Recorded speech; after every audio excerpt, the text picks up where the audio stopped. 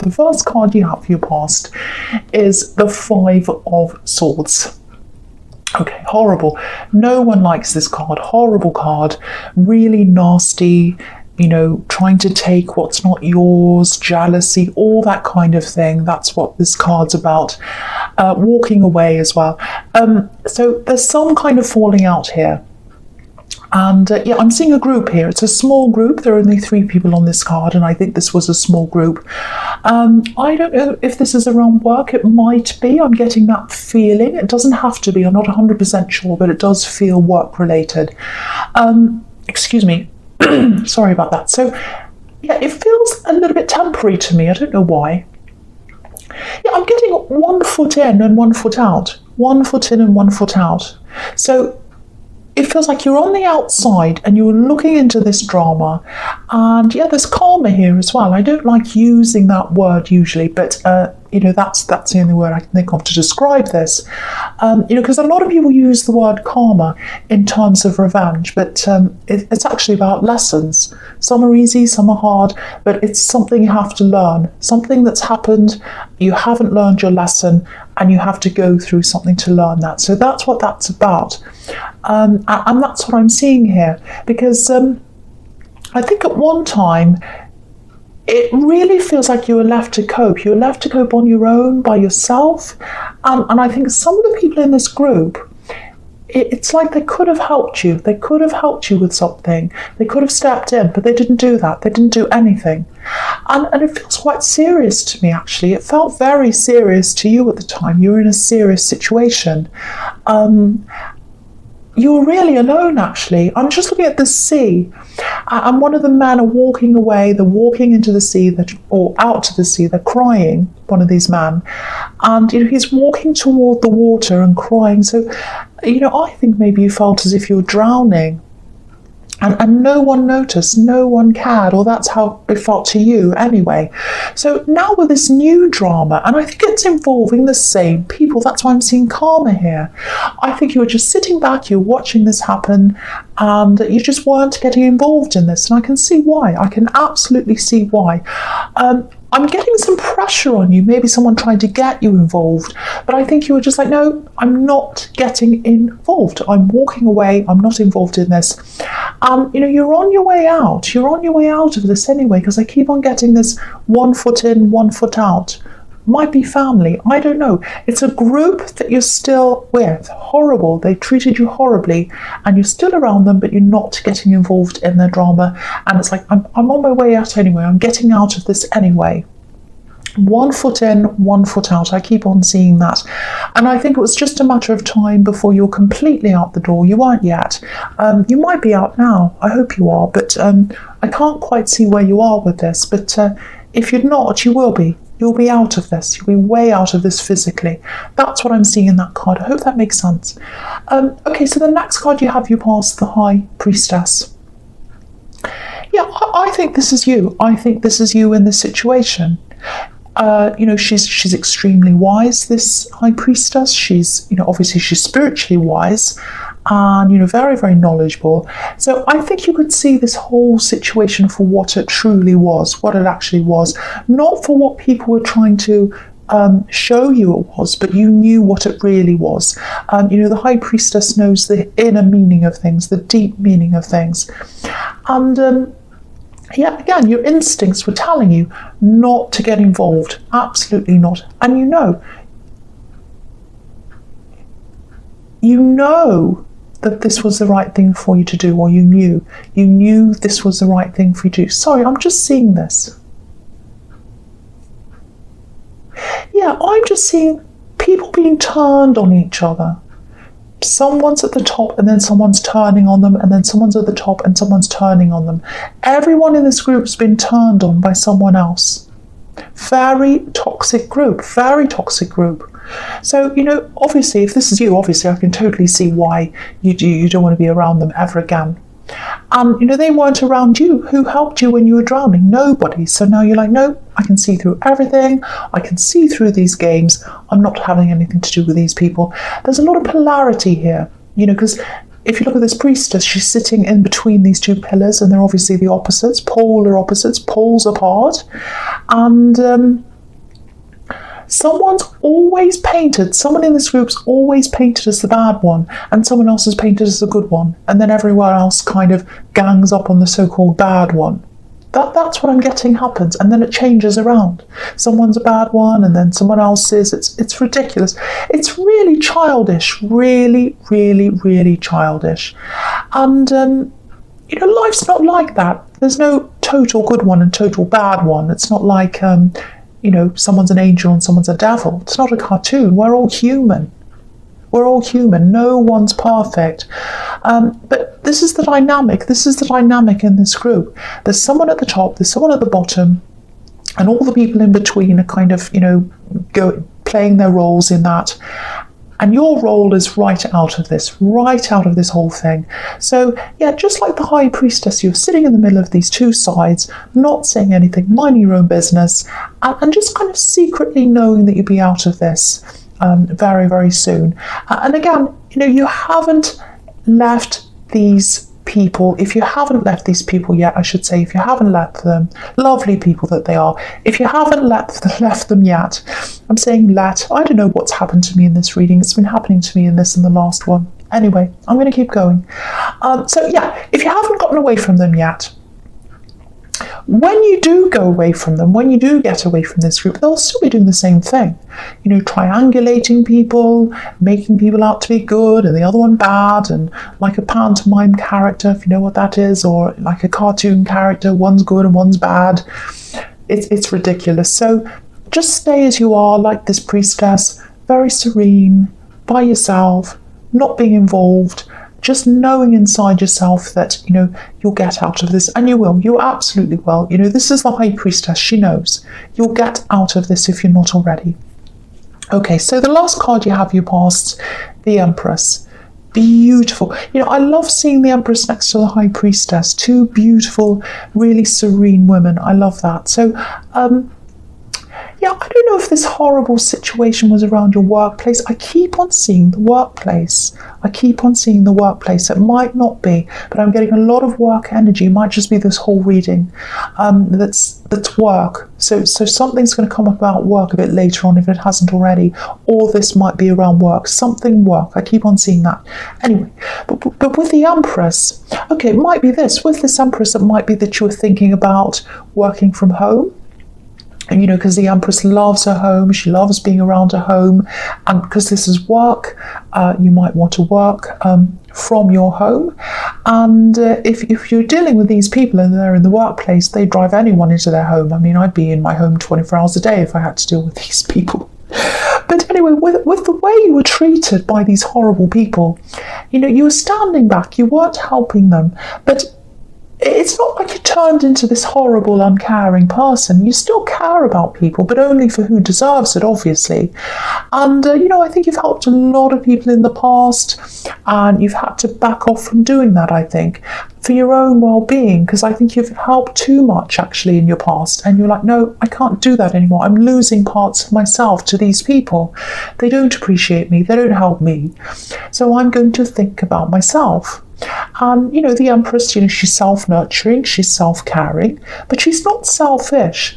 So you give to those people who you think deserve it, but now, I think after everything that's happened to you, you really give mostly to yourself, and I'm really happy to see that. So, yeah, I'm not seeing any bitterness around you. You still have love for a lot of people, and that's really good to see. I don't see that very often, so I'm really happy to see that. Now, speaking of love, I'm seeing love here as well. Yeah, it's here and it's in the High Priestess as well. This is what I'm seeing. Someone really wants to approach you. I think they still do. And yeah, there's definitely love there. Or what they think is love. It might be a crush, because I think it's, I don't know, it feels as if you don't know about this, but they do, and you haven't really spoken to them properly, so they don't really know you properly. That's the idea I'm getting. But they'd love to approach you. They think they love you, whoever this is. There's fear around this as well. Yeah, this is how they're seeing you. You might be giving off an air of, aloofness, or yeah, it's what I'm getting is they just feel as if they can't approach you. You're unapproachable to them. You might not be, but this is how they see you. There's a gap between you. There's some kind of gap. And the high priestess can be the unapproachable woman up on a pedestal somewhere up there high. Everyone's watching her. They can't get close. She's very mysterious and beautiful. So maybe that's how they see you. Yeah, I think they watch you as well. They watch you. So it might be that you teach somewhere, or you help people in some way, maybe in your job, or they look up to you and they learn from you. They might be a student or a client or something like that. So yeah, I'm seeing someone's eyes. I'm seeing someone's eyes looking at you. I know that sounds a bit creepy. I don't think it's all that creepy, but someone who looks at you and listens to you is really wanting to talk to you, but they can't. That's what I'm getting. They watch you, they listen to you, they look at you. Yeah, I keep on seeing these eyes. Maybe they're trying to let you know in non-verbal ways, showing you by the way they look at you that they're interested.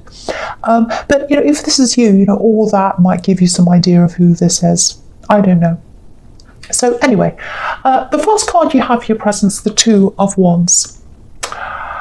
Yeah, I don't know if you've even noticed this person who looks at you. I keep on seeing these eyes.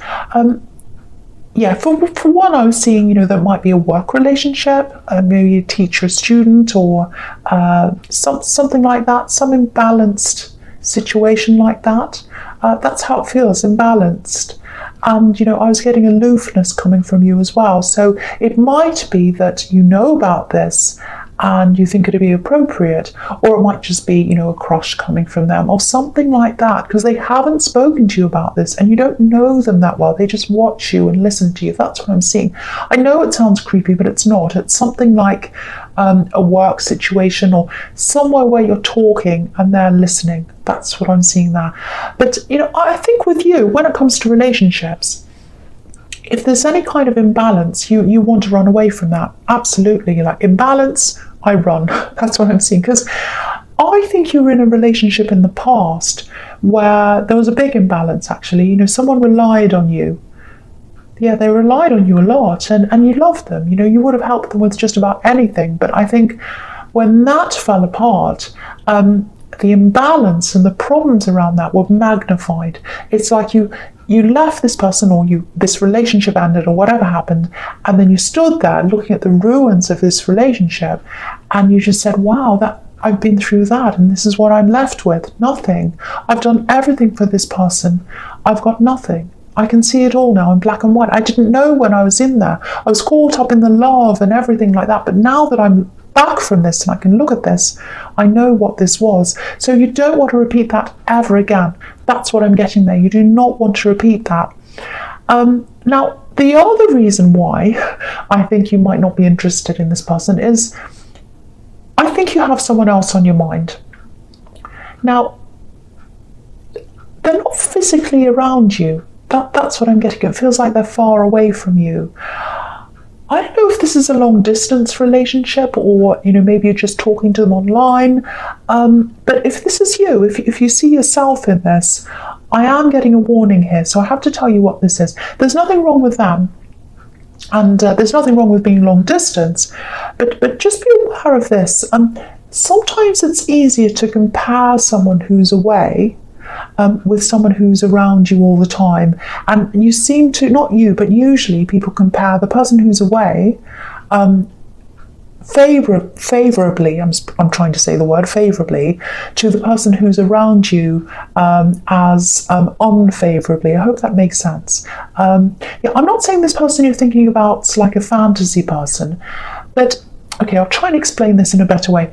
It's easy to make someone a fantasy, or make them into the perfect person if they're not around you, because there's a lot of imagination that goes into long distance relationships a lot of the time. I've been in one myself. Sometimes, a lot of it's about the person, about what they say, what they're like, what they do, all about them, what you know about them for a fact. But a lot of the time, you project a lot of your imagination onto that person. So when you see them again after a long absence or whatever, It's almost like you have to get to know them again as a person. So if you can, if this is you, and if you can do this, try and see them as soon as you can, and try and see them in a more realistic way, you know, on a day-to-day basis. I hope the right person gets to hear that. Okay, so the next card you have for your presence, the Seven of Wands. Okay, I'm getting more work here. There's a lot of work around this reading, but it's really more about relationships around work, people at work, not the actual work. So that's all in this reading. So it's all about that. Or some of it's about your work, but a lot of it's about relationships around work. Again, I'm seeing this. You're trying to get out of a work situation. I think the start of the new year it's really pushing you. The idea of, right, it's a new year, new start. Now's the time. I'm going to really wrap this up. I'm going to really push this. So, what you ultimately want to do, this is what I'm seeing. If this is you, ultimately what you want to do, what you ultimately want to do, I should say, it's different from what you're doing now, but it's not totally different. That's what I'm getting. It's different, but it's not totally different. So, I'm not seeing a big leap from one thing to another thing. It feels like, it feels more like you're sidestepping. And one thing's going to lead you to out of this to another thing, and then you're sort of stepping on a stepping stone to another thing, and then there's a stepping stone to another thing, and that's gradually going to lead you out. I was seeing some kind of teaching around you. I think you're still going to be doing that, whatever that is. Doesn't have to be traditional teaching. Can be, anything, consulting, lots and lots of different things, you're still going to be doing that, but in a different way. That's what I'm seeing. You have really good teaching skills, actually. You're able to communicate not just facts, but the essence of something really, really quickly and really clearly to other people. That's what I'm seeing. So that's what your skill is, communication. But of course, you can't do your job properly if you have a lot of difficult people around you trying to hold you back, causing drama, causing problems, and that's what's happening in this card, obviously. This man knows his worth. He's up on a hill, and you are too. You know your worth. But he's trying to do his job. He's trying to do what he's trying to do, what he's supposed to be doing, but he's being jabbed at by all these wands. So I think what's going to happen is you're gradually going to move into a position or a place, or it might be your own business. I'm seeing that in the Empress, something else. But the big thing is, whatever you're going to do, you're going to be able to perform the key part of your job, the essence of your job, the bit that you love the most, without all that interference, without all the drama and everything else that comes with it where you are now. And that process is starting soon, early in the new year. You're already manifesting this now. That's what I'm seeing. Okay, the last card you have for your presence, the Star. Yeah, look at this. This is all about having hope for something, knowing something's going to happen, knowing you can manifest this, knowing you can manifest this change. And this is exactly what I was seeing in the Seven of Wands. If you look at the big star in the middle of this card, the big yellow star, that's your goal. That's where you're heading. And the other stars, the smaller ones, they're like stepping stones leading you to that big goal, leading you to where you want to go. The beautiful thing in this card is that it illustrates, and I love this about this card, it illustrates perfectly the effect of manifestation and how thoughts and feelings turn into action. Action turns into things or situations. I'll show you how I'm seeing this. This beautiful woman, she's deep in thought. She's all by herself. She's completely silent in her thoughts. No one's there to bother. It's the complete opposite of what's going on in the Seven of Wands. So she's concentrating on the water. She's manifesting. She's thinking about the star. She's thinking about what she wants. And as she pours this water into this pond, it creates a ripple effect. It starts with one small circle and it radiates out, and it ends up covering the whole pond. The circles go out, out, out, these concentric circles, they radiate out and they fill up the whole pond. So what you're thinking now, what you're trying to manifest now, especially in terms of this work things and whatever else it is you want to manifest, your thoughts are going to ripple out into action, and they're going to cover everything, cover your world. They're going to change your whole world. You're going to totally love what you're doing soon. But just remember, this is all happening in stepping stones. So when you reach a stepping stone, appreciate it, appreciate each stone. And then, as you appreciate each one, you'll get to the next one easily. That's what I'm seeing. So say, oh, I'm on this stone, I'm on my way to where I'm going, I really appreciate this. And that adds to your knowledge, that adds to your path, that shows you where you want to go next, and then you reach the next one quicker. Absolutely beautiful. I love this for you. I love this so much. I love it. Okay, so the first card you have for your future is, the Knight of Pentacles. Okay, this is showing me something really interesting again. And I know this has turned into a work reading. Well, not all of it, but a lot of it is. Okay, I'm going to talk about this, and I'll talk about the Nine of Pentacles together. So what the Knight of Pentacles tells me is the way you see your work, not your work as it is now, but the work that's in front of you, the work that you're trying to manifest, the way you want it. It's beyond money for you. The job isn't about the money for you. That's what I'm seeing. Now, that doesn't mean you don't want to earn money. Of course you do. But you're not going to sacrifice being fulfilled and working at your true calling or what you truly want to do for money. You're not going to do that. I think you might have done that in the past, and you're not going to do that now.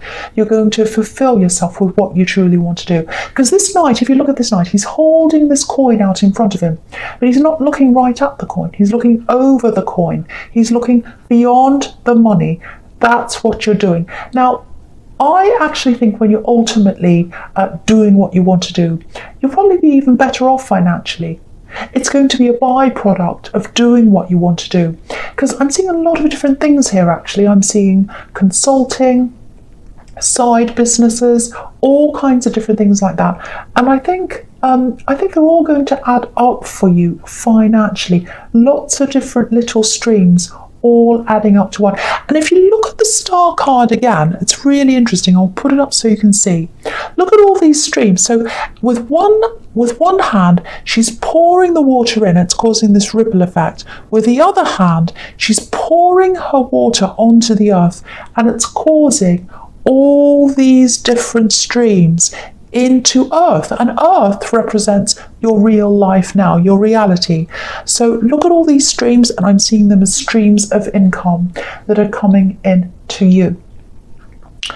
And yeah, they're not going to feel like work to you. So you'll probably feel a bit like the woman in the Nine of Pentacles. You know, she's content, she's doing what she wants to do.